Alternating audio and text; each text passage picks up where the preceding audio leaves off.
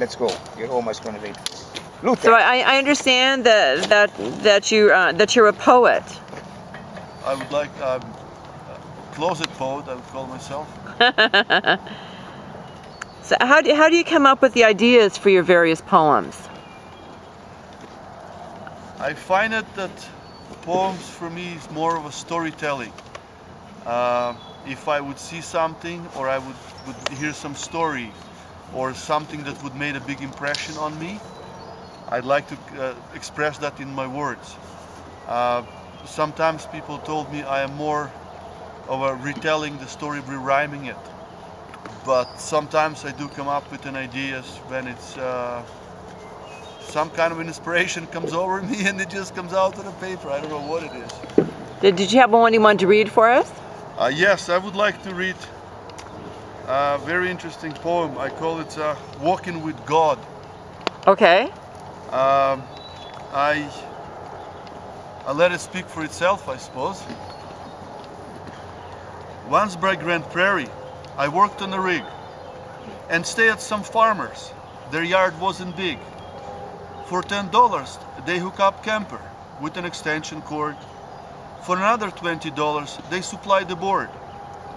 Sometimes on the rigs, an oil company can say, instead of a camp, we'll pay you $150 a day. An extra $150 makes a pleasant sound, but then you'll end up in a one-dog town. You pay $60 for a room, another $50 for meals. With 2 hours of driving, it's not a good deal. And above all, I know the guys. They'll be drinking beer till the sun will rise. So I mounted camper on my old Ford and made a 100 meters extension cord. For one man, my camper was plenty big, and I always stayed close to the rig. Sleeping in fresh air caused me no harm, and by the time I was 40, I paid off my farm.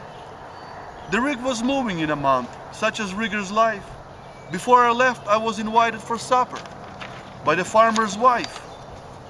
I'm not a scammer, but my friend, look.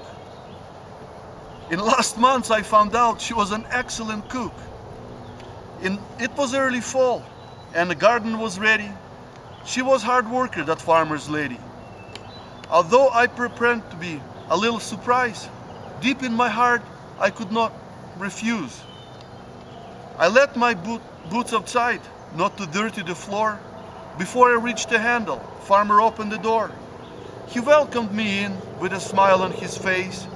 I felt at home in this stranger's place. If you're getting bored, please don't worry.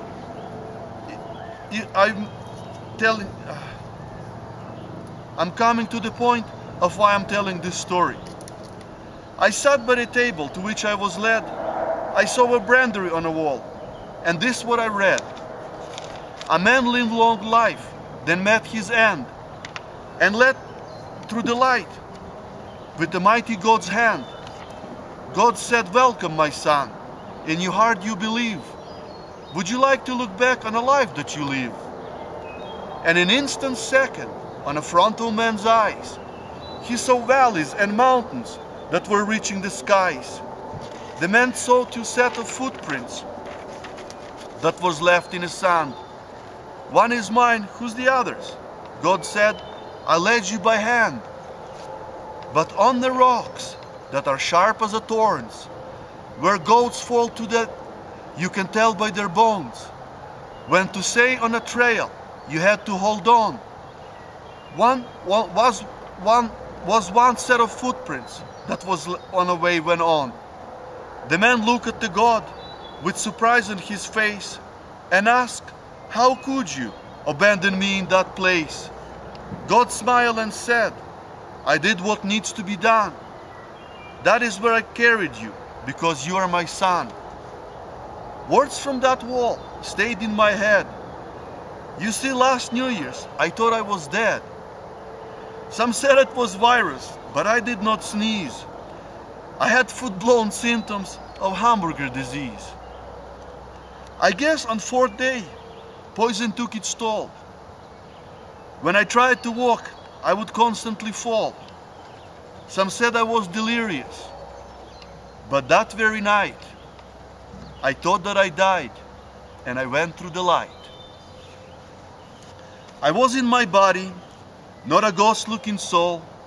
Everything was like a story that I read on a wall.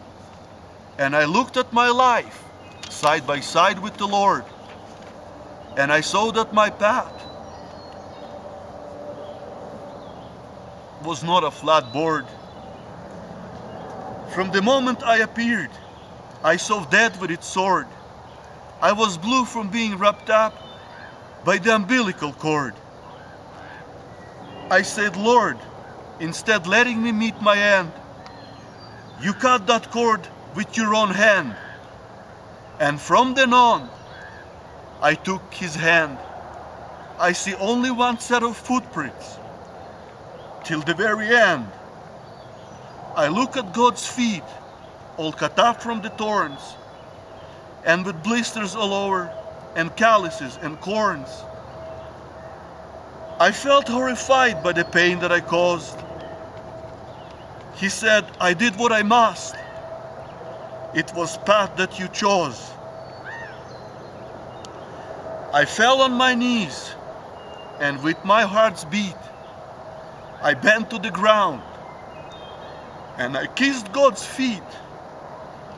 Then I said to him, without you, Father, I'd be done. But now go help others.